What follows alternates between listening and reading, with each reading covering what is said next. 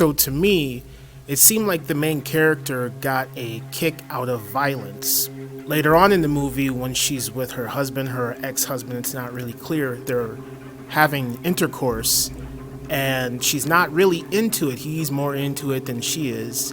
But then once she goes back to the visual of her stabbing the guy in the neck, it excites her, and then she finally engages in the sexual activity, and then she immediately calls work right after saying she wanted time off for her family. I would like to take some time, though. Time for what? Well, I've been talking to Michael, and I told him that I'd take some time. A few moments later. I'm ready for work now, and call me. Yeah, please call me. Thank you. But then you get this sense that Jennifer Jason Leigh's organization is training the main character's mind so she can become the perfect predator.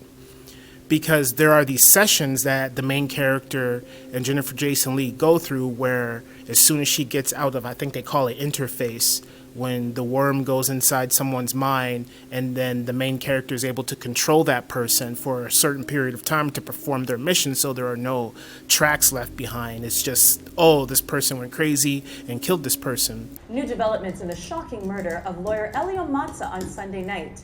Police have revealed the identity of the killer to be 23-year-old Holly Bergman. Bergman was working as a hostess at the Blue Night Sky Lounge when witnesses say she turned suddenly and stabbed Mazza. After she gets out of her first mission that we see in the movie, she's supposed to go look through these artifacts and see if she can remember who she is and what these artifacts are and what they mean to her, just to make sure her mental state isn't lost. And you notice at the beginning when she looks at the butterfly in the case, she says, I caught it and I mounted it and I felt bad about it. Then when you see her go through her transitional period in the movie, where I do believe that Jennifer Jason Leigh's character was setting up these motions to make Voss lose her mind. She put her in this mission on purpose, because then while she's inhabiting Christopher Abbott's body, she's doing his job and in virtual reality, and I would assume that doing that would have some sort of effect on Voss being an interface, because it's like Inception, you're within a dream, but in this case she's in a virtual reality controlling someone's body while the person she's inhabiting is in virtual reality, so that has to have some sort of effect on her mind.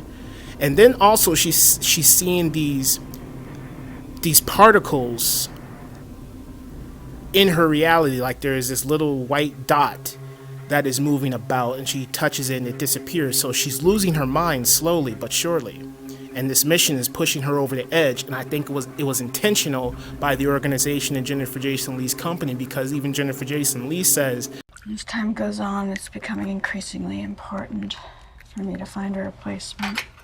I thought that would be you. Our next contract's almost finalized, and it's a big one. I can't have my star performer falling apart on me. When Voss gets out of her first mission, Jennifer Jason Leigh is like, oh, I thought you said you had become a danger to your family, that's why you didn't want to be around them. But then even Voss says, it's like, did I say that? But then when she learns that she actually, I think, enjoys violence, is when she immediately calls her job back. But then, the point I'm trying to get to is that by the end of the movie, after Voss goes through her whole mission, Christopher Abbott's character starts to take control in some interesting scenes. Like there's a scene where he crushes her face and then wears her face as a mask, and visually it's impressive, and it makes sense for the narrative of the story, because with him putting on her face as a mask, he's observing her life, he's getting into her mind. So I thought all that stuff was interesting and visually impressive. Also with the scene with her going into the interface and seeing her body melt and all that stuff was visually impressive, and it made sense for the narrative of the story. And so the husband dies in a brutal way, and then Jennifer Jason Leigh takes over Voss's son. And then so Voss kills her son, and they both die. The husband's dead, the son is dead, and Christopher Abbott, who Voss is controlling, is dead. So it looks like an intruder came in. And then so by the end of the movie, when she looks at these artifacts again to see where her mental state is, she doesn't repeat the same phrase of, oh, I killed the butterfly, I mounted it, and I felt bad. She says, I killed it and I mounted it. I killed and mounted it one summer when I was a girl, and then I felt guilty about it. I still feel guilty about it. Several days later. I killed and mounted it one summer when I was a little girl. And then Jennifer Jason Leigh is smiling. So now she is the predator that she's supposed to be, with no remorse, no sympathy whatsoever. But then she still screwed up the last mission with Sean Bean, though, because she was supposed to kill him. And in the context of the movie, it says that he's still alive, but in critical condition. So I don't know what the deal with that is. But I do think this is a very unique movie. It's got a very interesting premise. Lots of ideas. It makes you think. The visuals are very impressive, if I haven't said that already. The acting is superb. And the story is solid. It's very solid. It's tragic. It's sad. It's dark. Yeah. Possessor. Really good movie. Sometimes that's all it takes to lose control. That small thought, like a tiny fracture